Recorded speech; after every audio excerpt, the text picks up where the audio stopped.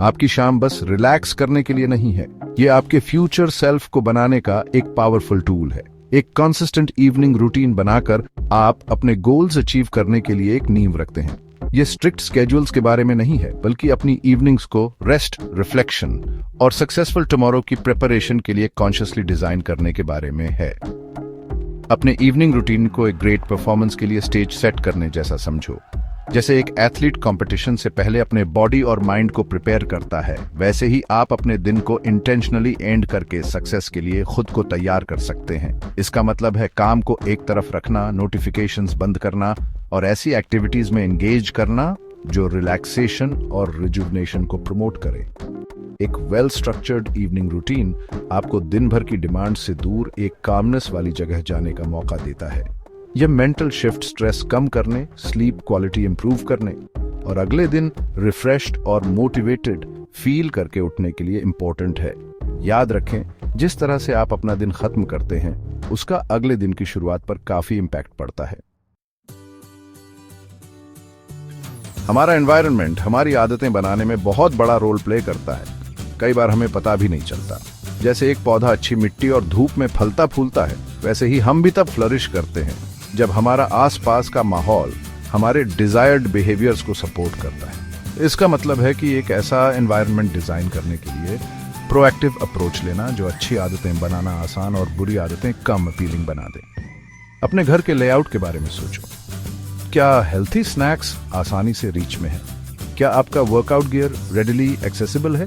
इसके उलट, क्या टेम्पटिंग जंक फूड दूर किसी कैबिनेट में रखा है जहां पहुंचना मुश्किल हो?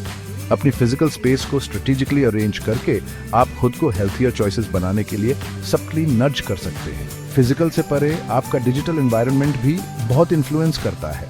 क्या आप सोशल मीडिया एप्स के नोटिफिकेशन से बम्बार्डेड होते हैं जो आपको कॉन्स्टेंटली आपके गोल से दूर खींचते रहते हैं? इन डिस्ट्रैक्शंस को साइलेंस करने के बारे में सोचो। ईमेल्स चेक करने के लिए स्पेसिफिक टाइम सेट करो या फोकस्ड वर्क या रिलैक्सेशन के लिए वेबसाइट ब्लॉकर्स यूज करो। याद रखें, आपके पास अपनी एस्पिरेशंस को सपोर्ट करने के लिए अपने सराउंडिंग्स को क्यूरेट करने की पावर है। हमारा दिमाग सबसे आसान रास्ता चुनने के लिए बना होता है। हम उन कामों की तरफ ज्यादा आकर्षित होते हैं जो करना आसान होता है और जिनमें कम मेहनत लगती है। इस सिद्धांत को, जिसे हैबिट स्टैकिंग कहते हैं, अच्छी आदतें बनाने के लिए इस्तेमाल किया जा सकता है। एक नई आदत को किसी पुरानी आदत से जोड़कर आप एक स्वाभाविक ट्रिगर बनाते हैं जिससे नई आदत पकड़ने में आसानी होती है। उदाहरण के लिए, अगर आप हर सुबह मेडिटेशन करना चाहते हैं तो इसे ब्रश करने जैसी अपनी किसी आदत के साथ जोड़कर करें। ब्रश करने के बाद इसे एक संकेत की तरह इस्तेमाल करें और कुछ मिनट के लिए मेडिटेशन करें। नई आदत को अपनी किसी पुरानी आदत से जोड़कर आप एक तरह से दिमाग का शॉर्टकट बना रहे हैं जिससे नई आदत को शुरू करना आसान लगता है।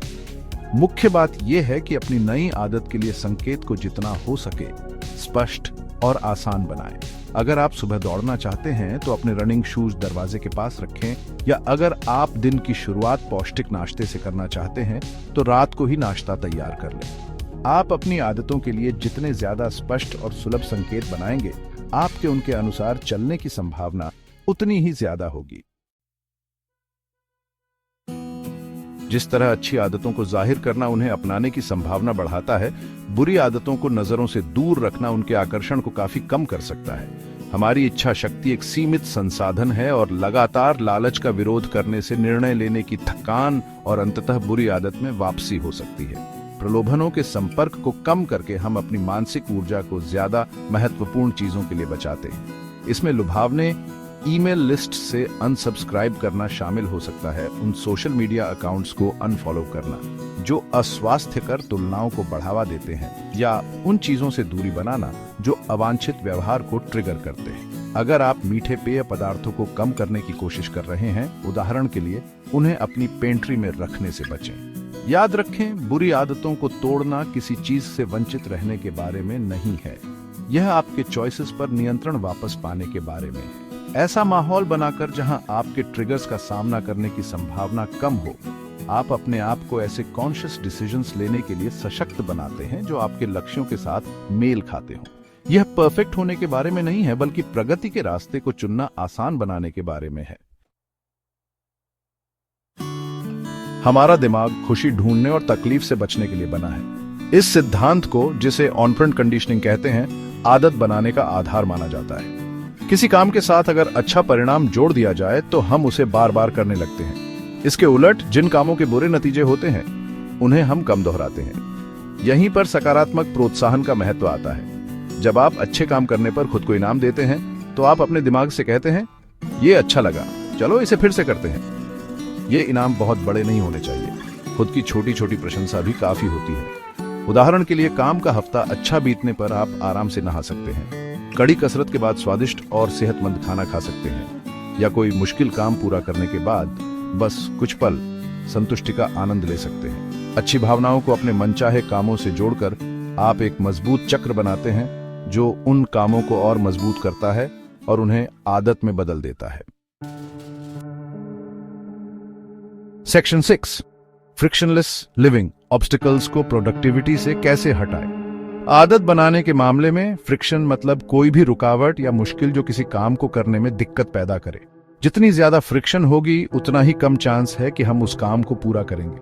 उल्टा, फ्रिक्शन कम करके हम प्रोग्रेस का रास्ता आसान बनाते हैं। उन कामों के बारे में सोचो जिनको आप टालते रहते हो। क्या चीज उन्हें इतना मुश्किल बनाती है? क्या वो काम खुद ही कॉम्प्लिकेटेड है या फिर शुरू करने से पहले आपको छोटी छोटी कई मुश्किलों से जूझना पड़ता है? अक्सर दूसरा वाला रीजन होता है। इन फ्रिक्शन पॉइंट्स को पहचानकर और हटाकर आप अपनी प्रोडक्टिविटी काफी बढ़ा सकते हैं और अपने गोल्स पर टिके रहना आसान बना सकते हैं।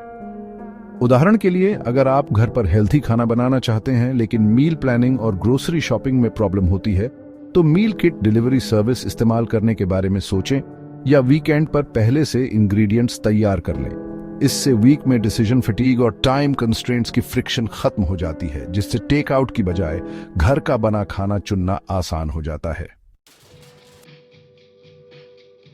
Section 7, prioritise like a pro, focusing on high impact goals.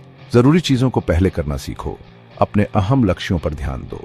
In a world of endless possibilities, it's easy to feel overwhelmed by the sheer volume of things we should be doing. दुनिया में इतने सारे काम हैं कि हमें क्या करना चाहिए ये सोचकर ही घबराहट होने लगती है। We're bombarded with messages urging us to be more productive, learn new skills, and optimize every aspect of our lives. हमें हर समय यही बताया जाता है कि ज्यादा प्रोडक्टिव बनो, नई स्किल्स सीखो और अपनी जिंदगी के हर हिस्से को बेहतर बनाओ। This constant pressure to do it all can lead to decision fatigue, procrastination, and a sense of overwhelm. हर काम करने का ये दबाव हमें थका देता है, काम टालने लगते हैं और हम परेशान हो जाते हैं।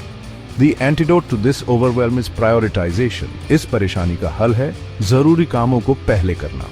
Instead of spreading yourself thin across multiple goals, identify the few areas that truly matter most to you right now. सारे कामों में उलझने की बजाय वो चुनिंदा काम ढूंढो जो अभी आपके लिए सबसे जरूरी हैं। What are the one or two things that if you achieved them would make the biggest positive impact on your life? ऐसी कौन सी एक या दो चीजें हैं जिन्हें अगर आप कर लें तो आपकी जिंदगी पर सबसे अच्छा असर पड़ेगा? Once you've identified your top priorities, ruthlessly eliminate or delegate anything that doesn't directly contribute to their achievement. एक बार जब आप अपने जरूरी काम चुन लेते हैं तो बाकी के बेकार कामों को हटा दें या किसी और से करवा लें। This might mean saying no to social commitments. इसका मतलब है लोगों से मिलने से मना करना, putting certain projects on hold, कुछ projects को रोक देना, और asking for help with tasks that drain your time and energy. या उन कामों में मदद मांगना जो आपका समय और ताकत बर्बाद करते हैं। Remember, focus is not about doing more. It's about doing less, better. याद रखें, ध्यान लगाने का मतलब ज्यादा काम करना नहीं है, बल्कि कम काम अच्छे से करना है। Section 8, the power of association. अपने दोस्तों को समझदारी से चुनें। हम जिन लोगों के साथ रहते हैं उनका हम पर बहुत गहरा असर होता है। उनके विचार, आदतें और व्यवहार हम पर असर करते हैं, अक्सर बिना हमें पता चले। ये सामाजिक संसर्ग हमारे लिए अच्छा या बुरा हो सकता है। ये इस बात पर निर्भर करता है कि हम किसके साथ रहते हैं। अगर आप ऐसे लोगों से घिरे हैं जो अपनी तरक्की, अच्छी आदतों और सकारात्मक सोच को महत्व देते हैं, तो उनका अच्छा प्रभाव आप पर पड़ेगा। इसके विपरीत, अगर आप हमेशा नकारात्मकता, शिकायतों और बुरी आदतों वाले लोगों के साथ रहते हैं तो अपने आप को सकारात्मक बनाए रखना मुश्किल होगा। इसका मतलब यह नहीं है कि आपको उन सभी लोगों से नाता तोड़ लेना चाहिए जो आपके जैसा नहीं सोचते, लेकिन यह ध्यान रखना जरूरी है कि आप अपनी जिंदगी में कैसी ऊर्जा को आने देते हैं और उन लोगों के साथ रिश्तों को अहमियत दें जो आपको प्रोत्साहित, प्रेरित और आपकी तरक्की में मदद करते हैं। ऐसे समूहों, लोगों या ऑनलाइन फोरम ढूंढें जहां आप अपने जैसे सोच रखने वालों से जुड़ सकें, जिनके मूल्य और आकांक्षाएं आपसे मिलती हों। याद रखें, आप जिन लोगों के साथ रहते हैं वे आपको आगे बढ़ा सकते हैं या पीछे खींच सकते हैं। सोच समझकर चुनें। भाग 9, अपनी शाम को संभालो, अपनी जिंदगी बदल दो। अपनी शाम पर कंट्रोल पाना रातों रात सक्सेस पाने या किसी स्ट्रिक्ट स्केड्यूल को फॉलो करने के बारे में नहीं है। यह आपके वैल्यूज और गोल्स के हिसाब से छोटे, लगातार चॉइसेस करने के बारे में है।